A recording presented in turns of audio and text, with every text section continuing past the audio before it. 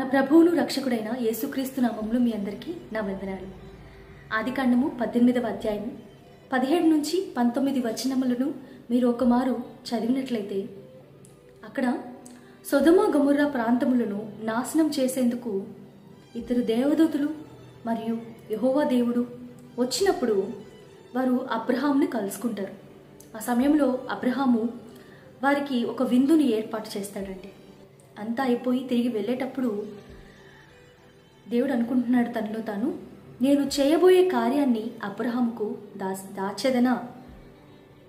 ఎందుకంటే అబ్రహాము తన పిల్లలకు తన ఇంటి వారందరికీ నీతి న్యాయములు జరిగించేందుకు యెహోవా యొక్క మార్గాన్ని అనుసరించాలి అని వారికి ఆజ్ఞాపిస్తాడు అని నేను ఎరిగి ఉన్నాను.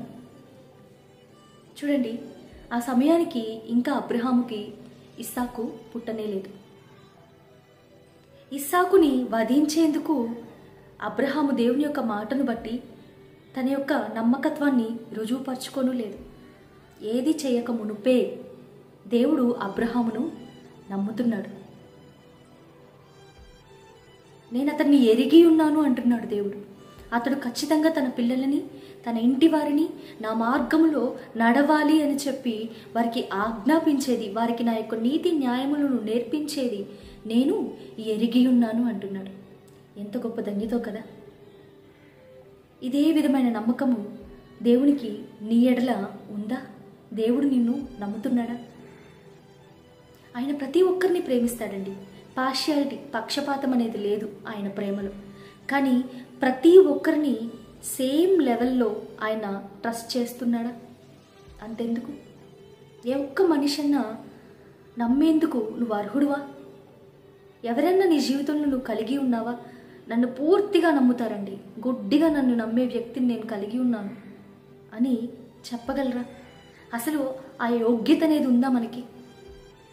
అంత మంచివారమా మనము, మనుష్యులు మనల్ని నమ్మేందుకు?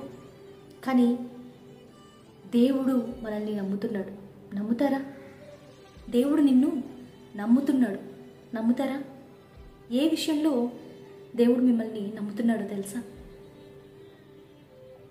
3 విషయాలలో దేవుడు మనల్ని నమ్ముతున్నాడండి. అయితే ఆయన నమ్మకత్వాన్ని మనము నిలవబెట్టుకోవాలి. మొదటిగా నీ యొక్క ఇంటి విషయంలో, నీ యొక్క ఇంటి వారి విషయంలో, నీ కుటుంబ సభ్యుల విషయంలో, నీ కుటుంబం విషయంలో దేవుడు నిన్ను నమ్ముతున్నాడు. ఏ విధంగా అబ్రహాము తన పిల్లలకి తన ఇంటి వారికి దేవుని యొక్క న్యాయ విధులను నేర్పించి ఆయన మార్గంలో నడవాలి అని ఆజ్ఞాపిస్తున్నాడు అని దేవుడు ఎరిగి ఉన్నాడు. అదేవిధంగా దేవుడు నీకు ఇచ్చిన బాధ్యత నీ కుటుంబం వారు. నువ్వు మాత్రమే దేవుణ్ణి నమ్ముకోవడం కాదు, నువ్వు మాత్రమే దేవుణ్ణి ఆరాధించడం కాదు.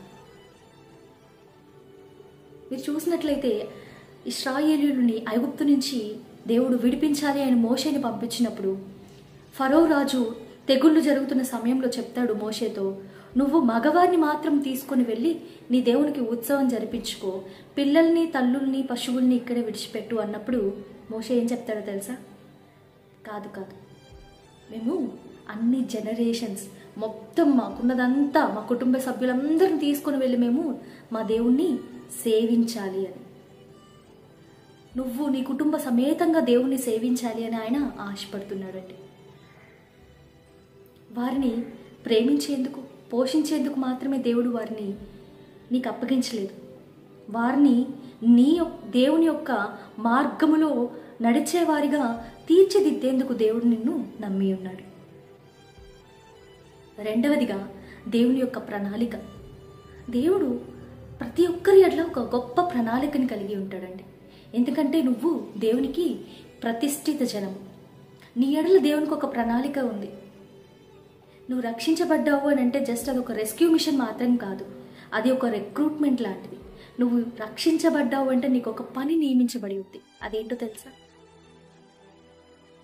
మత్తయి రాసిన సువార్త 28వ అధ్యాయం 18 నుంచి మీరు కిందకి చదువుకుంటూ వచ్చినట్లయితే, మీరు సర్వలోకమునకు వెళ్ళి నాకు శిష్యులను ఏర్పరచండి.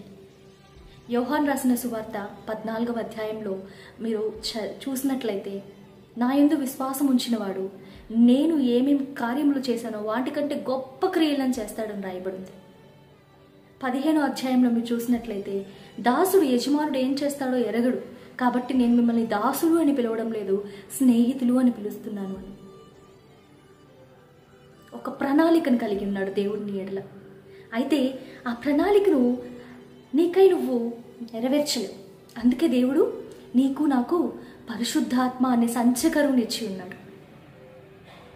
ఈ అభిషేకము నీ తల మీద ఈ యొక్క అభిషేకము నిలచి ఉన్నప్పుడు దేవుని యొక్క ప్రణాళికని నువ్వు నెరవేర్చగలుగుతావు. పాత నిబంధన గ్రంథంలో మీరు చూసినట్లయితే పరిశుద్ధాత్మ ఎవరెవరి మీదకి వచ్చి దిగుతుందో వారందరూ బలము పొందుకొని ఏ ఏ టాస్క్స్ అయితే దేవుడు వారికి ఇచ్చి ఉన్నారో దానిని పూర్తి చేసినట్టు మనం చూస్తూ ఉన్నాం. సంసోను మీదికి ఆత్మ దిగి వచ్చినప్పుడు అతను బలము పొంది ఫిలిష్తీయుల్ని చంపాడంట, 1000 మందిని ఒక్కసారి. సౌలు మీదకి ఆత్మ దిగి వచ్చినప్పుడు ఎవరైతే విరోధముగా ఉన్నారో ఇశ్రాయేలీయులకి వారి మీద యుద్ధమునకు వెళ్ళాడంట. ఇలా అభిషేకం అనేది నీ తల మీద ఉంచబడిన ఒక కిరీటం.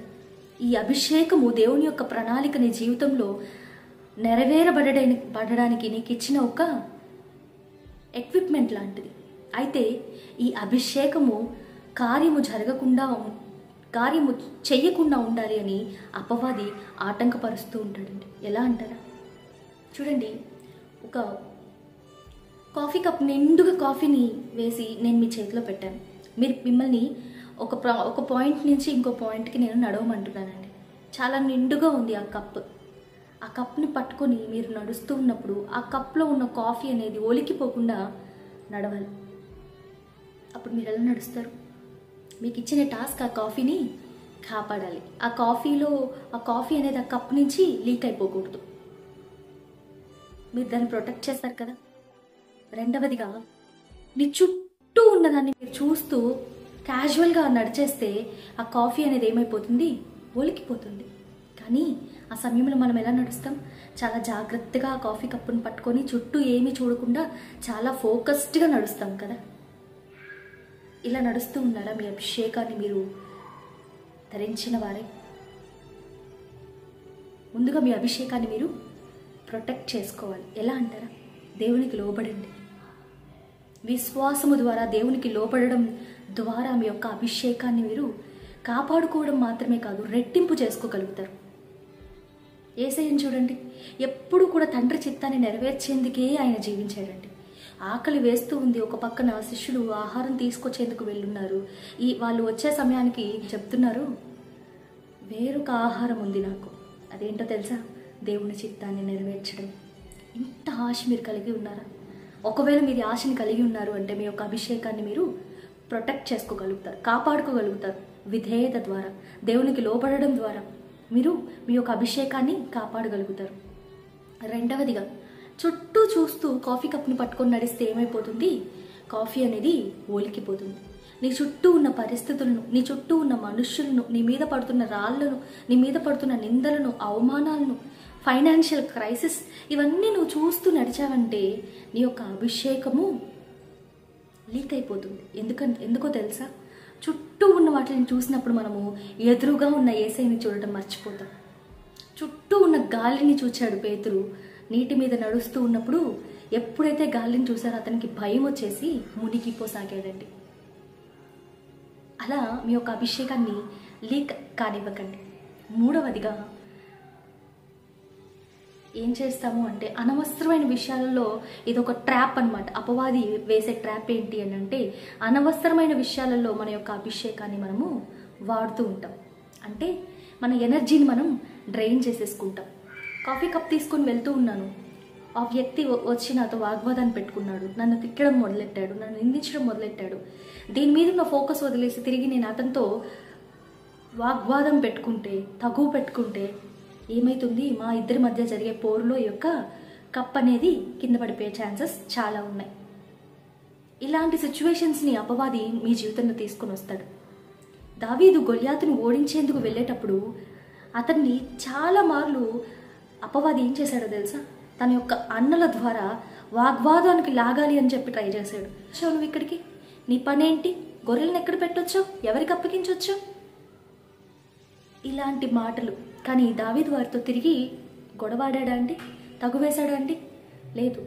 అక్కడి నుంచి తప్పించుకొని వేరే దగ్గరికి వెళ్ళాడు. సో ఇలాంటి చిన్న చిన్న బ్యాటిల్స్ని నీ ముందు పెడతాడు. దాంట్లో నీ యొక్క అభిషేకాన్ని నువ్వు ఏం చేస్తావు? వ్యర్థపరుచుకుంటావు. నీ మెయిన్ బ్యాటిల్ని నువ్వు పక్కన పెట్టేస్తావు. కాబట్టి నీ అభిషేకాన్ని కాపాడుకోండి. అప్పుడు దేవుని యొక్క ప్రణాళిక నువ్వు నెరవేర్చగలుగుతావు. దేవుడు నీ ఎడల పెట్టి ఉన్న నమ్మకాన్ని కాపాడుకో. ఎందుకంటే అది గొప్ప ధన్యత అండి. మోషే పొందుకున్నాడు ఆ సాక్ష్యం, ఇల్లంతట్లో నమ్మకమైన వాడు అని. ఎంత గొప్ప సాత్వికుడో కదా, మిక్కిలి సాత్వికుడు అంట మోషే. దేవునికి నీ మీద ఉన్న నమ్మకాన్ని కాపాడుకో. దేవుడి వాక్యాన్ని దీవించును గాక. Praise the lord.